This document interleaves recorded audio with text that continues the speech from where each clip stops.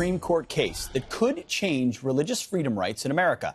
Opening arguments started yesterday for the 2012 case of a Colorado baker. His name is Jack Phillips, who refused to make a cake for a same-sex couple due to his religious beliefs. So will the court protect religious rights? Jack Phillips is the owner of Masterpiece Cake Shop, and Kristen Wagner, the attorney with Alliance Defending Freedom, and they both join us now. Thank you so much. Good morning. Thank you. Good morning. Jack, I want to talk to you about the Supreme Court and your reaction to what happened yesterday. Yeah, it was a pretty amazing event, and now we just hope that the court looks at the case and rules that creative professionals are able to create according to their conscience. Jack, I mean, to get more background on this, you own a cake shop.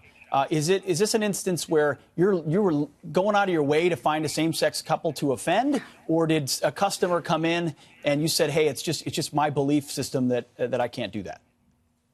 Yeah, they just came in looking for a cake that I could not create. I do serve everybody who comes in my shop. So. And Jack told them that he'd offered to sell them anything in the store, offered to make them other pre-made cakes. He just couldn't express that message in his cakes. And so it was simply the event and the message that they were asking for at that time.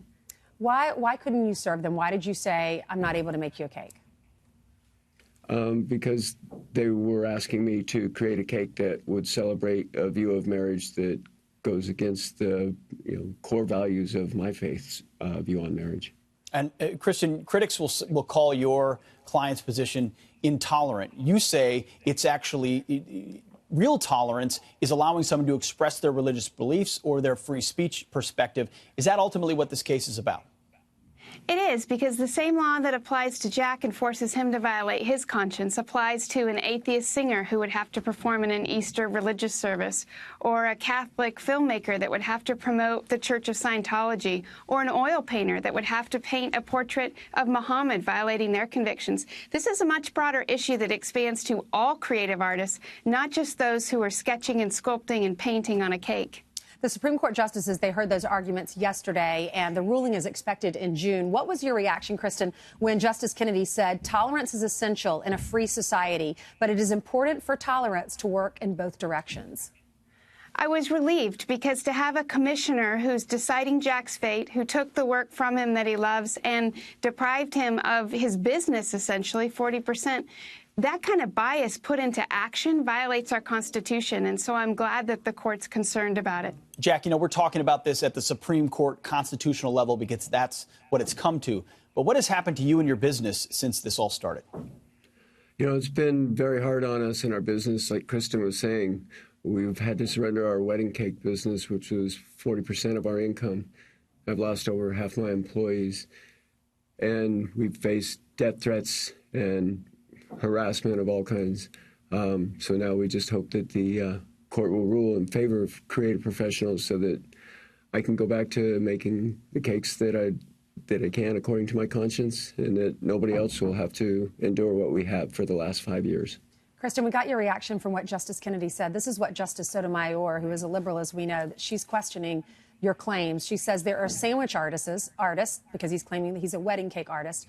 Now, there are people who create beauty in what they make, but we still don't call it expressive and entitled to First Amendment protection. It's not just about beauty, it's about speech, and there's a lot of precedent that defines what speech is. When Jack has to write a Bible verse on a cake, when he writes words and symbols, and when he creates a cake that when you walk in the room, you know a wedding has occurred and that union is a marriage. That's expression, just as an abstract painting, just as a poem. Those things may not make any sense. Half the sculpture we see doesn't mean anything to those viewing it, but it's still art and it's still protected. So respectfully, Justice Sotomayor was wrong on that point. Kristen, this is also obviously about the government, too. If they can tell a private business what you can or cannot do, that's the kind of government overreach a lot of people are worried about.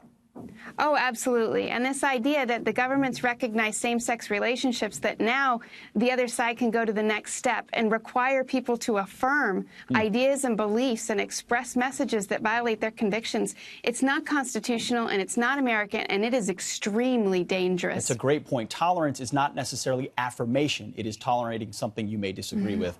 Jack Phillips, owner of Masterpiece Cake Shop, and Kristen Wagner, his attorney. Thank you very much. Thank you.